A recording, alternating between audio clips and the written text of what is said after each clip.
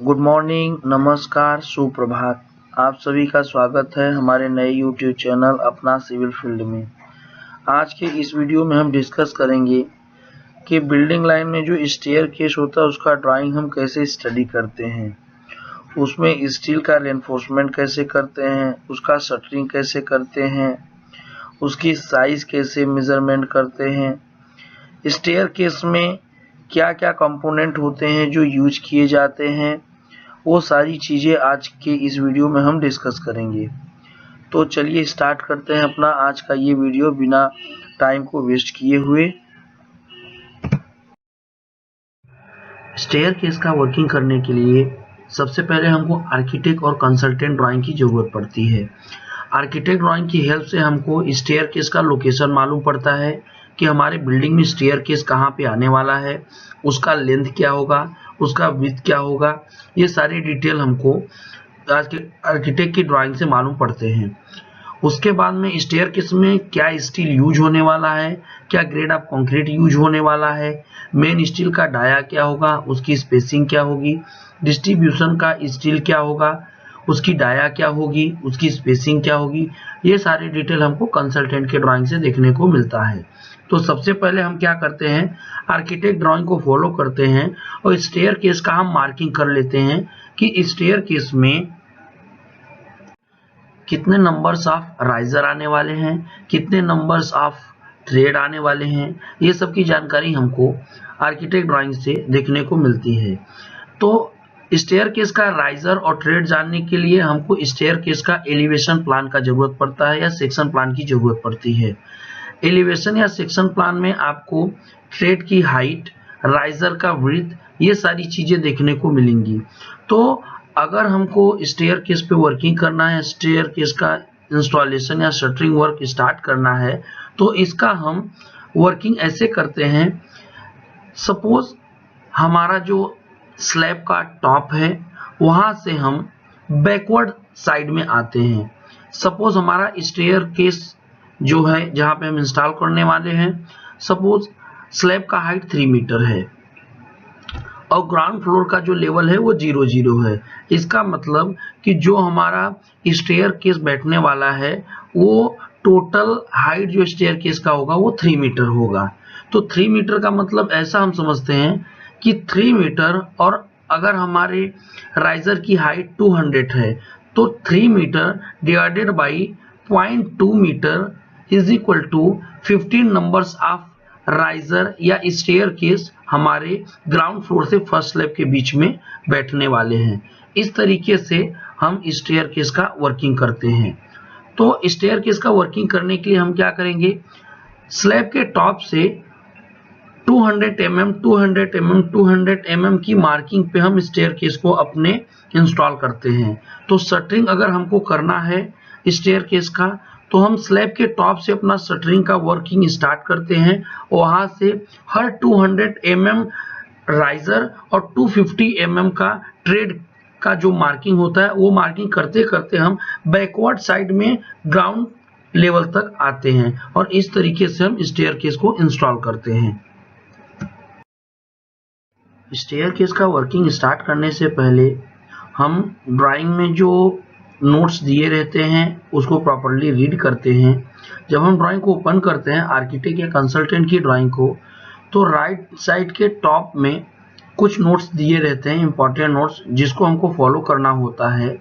जैसे कि वो नोट्स में ये मेंशन रहता है कि हमारा ग्रेड ऑफ कंक्रीट क्या होगा जो स्टेयरकेस में यूज होने वाला है, ग्रेड ऑफ स्टील क्या होगा, उसके बाद में जो हम शटरिंग करेंगे उसका डी शटरिंग का टाइम क्या होगा, उसका पीरियड क्या होगा, क्यूरिंग पीरियड क्या होगी, ये सारी डिटेल आपको वो नोट्स में दिखने को मिलेंगी।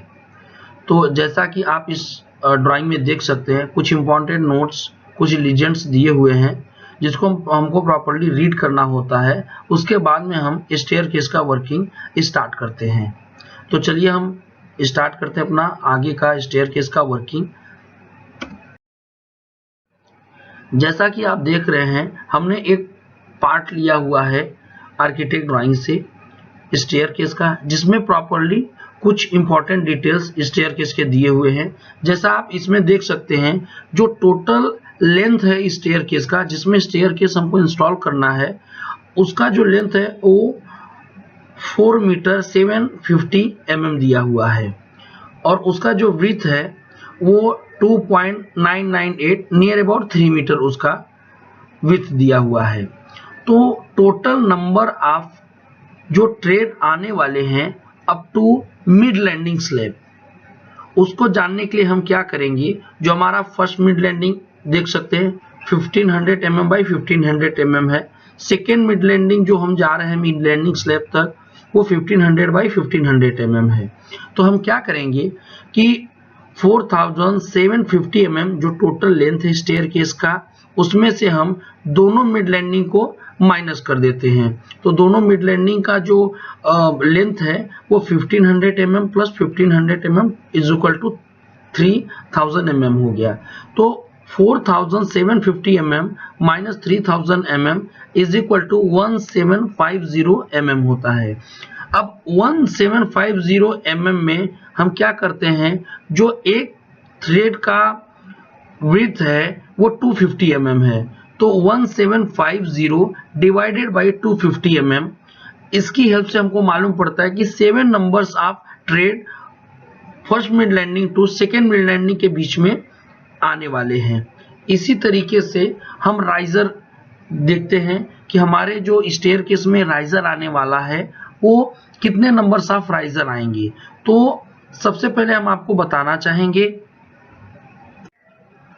नंबर्स ऑफ राइजर्स स्टेयरकेस का जानने के लिए हम क्या करते हैं, जो हमारा मिड लैंडिंग स्लैब है उसकी हाइट क्या होगी और ग्राउंड लेवल की हाइट क्या है, उसके बीच में जो हाइट का डिफरेंस आता है, सपोज हमारा मिड लैंडिंग का हाइट 1.5 मीटर है, ग्राउंड लेवल हमारा 0 है, तो total height of mid landing slab is 1.5 metre.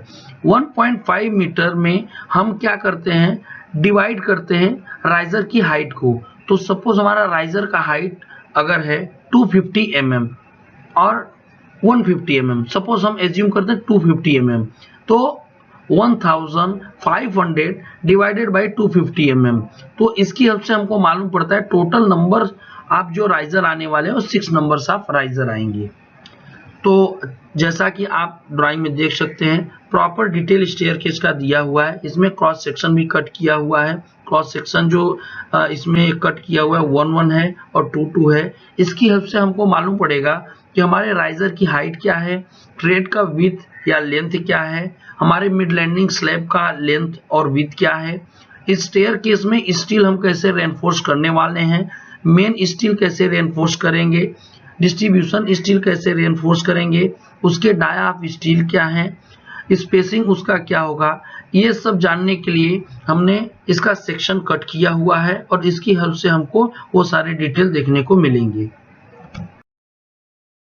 अब जैसा कि आप इस ड्राइंग में देख रहे हैं, इसमें सेक्शन 1-1 दिया हुआ है जिसमें कुछ इंपॉर्टेंट डिटेल्स स्टील के दिए हुए हैं। तो स्टेयरकेस में क्या मेन स्टील होता है और कौन सा डिस्ट्रीब्यूशन स्टील होता है, इसको जानने के लिए एक सिंपल सा फॉर्मूला है कि जो स्टील बीम या स्लैब में से निकल के बीम या स्लैब में इंसर्ट होते हैं वो हमारे मेन स्टील होते हैं। इसका क्लियर सा एक फंडा है, अगर आपको मेन स्टील या डिस्ट्रीब्यूशन स्टील के बारे में जानना है या किसी को बताना है तो आप इस तरीके से बताएंगे कि जो हमारा स्टील बीम या स्लैब में से निकलता है और बीम या स्लैब में जाके इंसर्ट हो जाता है वो हमारा मेन स्टील होता है। इसके अलावा जो भी स्टील यूज किए जाते हैं अदर डायरेक्शन में वो सारे हमारे डिस्ट्रीब्यूशन स्टील होते हैं। अब जैसा कि आप देख रहे हैं यहाँ पे डिटेल दिया हुआ है B2 एंड B4। B2 के टॉप में आप देखेंगे प्लिंथ का स्लैब लेवल है, ये 0-0 लेवल हम एज्यूम करते हैं इसको। आप सेकेंड में देखेंगे B4 नंबर ऑफ जो बीम है यहाँ से कुछ स्टील्स निकले हुए हैं और ये स्टील जाके आपका जो मिड लैंडिंग स्लैब है उसमें इंसर्ट होते हुए और मिड लैंडिंग के बीम में इंसर्ट हो गए हैं। तो इस तरीके से आप बोलेंगे कि जो बीम नंबर 4 से स्टील निकल के और मिड लैंडिंग बीम के अंदर जो इंसर्ट हुए हैं या मिड लैंडिंग स्लैब में जो इंसर्ट हुए हैं वो हमारे मेन स्टील हैं। इसके अपोजिट डायरेक्शन में, इसके क्रॉस डायरेक्शन में जो स्टील यूज होंगे या अदर जो भी स्टील यूज होंगे उसको हम डिस्ट्रीब्यूशन स्टील बोलेंगे। अब जैसा आप इसमें देख रहे हैं कि जो हमारे बीम नंबर 4 से स्टील निकला हुआ है उसका डिटेल इसमें मेंशन किया है कि ये स्टील का जो डाया हुआ है वो 10 mm है और इसका जो स्पेसिंग होगा वो 125 mm centre to centre spacing होगा। इसी तरीके से आप देखेंगे जो ये वेस्ट स्लैब दिया हुआ है यहाँ पे कुछ स्टील्स के डिटेल दिए हुए हैं। 10 mm dia of steel 125 mm centre to centre use होगा।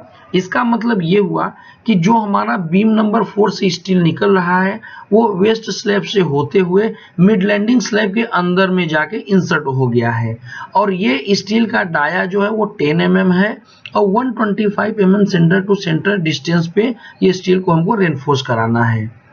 इसके अदर डायरेक्शन में जो हमारा स्टील यूज होने वाला है उसकी डाया 8 mm है और 200 mm सेंटर टू सेंटर इसका डिस्टेंस है। इसका मतलब ये हुआ कि जो डिस्ट्रीब्यूशन स्टील यूज होगा उसकी डाया 8 mm होगी और उसका स्पेसिंग जो होगा वो 200 mm सेंटर टू सेंटर होगा।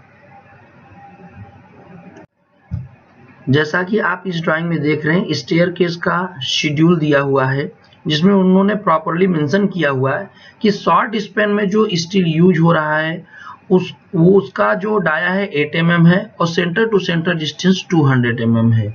लॉन्ग स्पैन में जो स्टील यूज हो रहा है उसकी जो डाया है 10 mm है और 125 mm centre to centre distance है। इस तरीके से आप ये बोल सकते हैं कि शॉर्ट स्पैन के जो स्टील हैं उसको हम डिस्ट्रीब्यूशन स्टील बोलेंगे और लॉन्ग स्पैन के जो स्टील हैं उसको हम मेन स्टील बोलेंगे। उसके बाद में आप देख सकते हैं यहाँ पे जो वेस्ट स्लैब है उसका थिकनेस 150 mm दिया हुआ है जैसा कि आप ड्राइंग में देख सकते हैं और उसको कोडिंग जो दी हुई है वो ST1 दिया हुआ है। तो हम क्या करते हैं, सबसे पहले हम स्लैब का जो वेस्ट स्लैब होता है स्टेयरकेस का उसका हम शटरिंग करते हैं। उसका शटरिंग करने के बाद हम उसका रेनफोर्समेंट स्टार्ट करते हैं, मेन और डिस्ट्रीब्यूशन स्टील का रेनफोर्समेंट करते हैं। उसके बाद में हम ट्रेड का शटरिंग स्टार्ट करते हैं। इस तरीके से हम अपना स्टेयरकेस का ड्राइंग रीड करते हैं प्रॉपरली। उसका ट्रेड नंबर ऑफ ट्रेड कैसे निकालना है, नंबर ऑफ राइजर कैसे निकालना है, ये सारी चीजें हम वर्किंग करते हैं जैसा कि आपको हमने बताया अपने इस ड्राइंग में। तो जैसा आपने देखा कि आज की इस वीडियो में हमने डिस्कस किया कि स्टेयरकेस का वर्किंग हम कैसे करते हैं, स्टेयरकेस की ड्राइंग को हम कैसे रीड करते हैं, स्टेयरकेस में जो ट्रेड और राइजर आने वाले हैं उसके numbers of trade, numbers of riser कैसे हम कैलकुलेट करते हैं। स्टेयरकेस का वर्किंग हम हमेशा बैकवर्ड साइड में करते हैं, टॉप से बॉटम की तरफ हम स्टेयरकेस का वर्किंग करते हैं। जब भी हमको स्टेयरकेस का मार्किंग या स्टेयरकेस का इंस्टॉलेशन करना होता है तो टॉप लेवल से होते हुए हम बॉटम लेवल की तरफ में उसका मार्किंग करते हैं। इस तरीके से हमको स्टेयरकेस का लेवल मालूम पड़ता है, नंबर ऑफ राइजर प्रॉपर्ली हम इंस्टॉल कर सकते हैं, नंबर ऑफ ट्रेड को प्रॉपर्ली हम मार्किंग करके इंस्टॉल कर सकते हैं। इसलिए जब भी आप स्टेयरकेस का वर्किंग स्टार्ट करें तो हमेशा उसका मार्किंग टॉप लेवल से या स्लैब के लेवल से होते हुए बैकवर्ड साइड में आपको आना है, स्लैब लेवल से लेके ग्राउंड लेवल की तरफ में आपको वर्किंग करना है। इस तरीके से ही आपको स्टेयरकेस का लेवल या नंबर ऑफ राइजर्स आप इंस्टॉल कर सकते हैं। तो अगर आज का ये वीडियो आपको पसंद आया हुआ हो, अगर आज आप लोगों को कुछ भी सीखने को हमारे इस वीडियो से मिल रहा है तो कृपया हमारे वीडियो को लाइक करें, चैनल को सब्सक्राइब करें और बेल आइकन को दबाना ना भूलें। Thank you.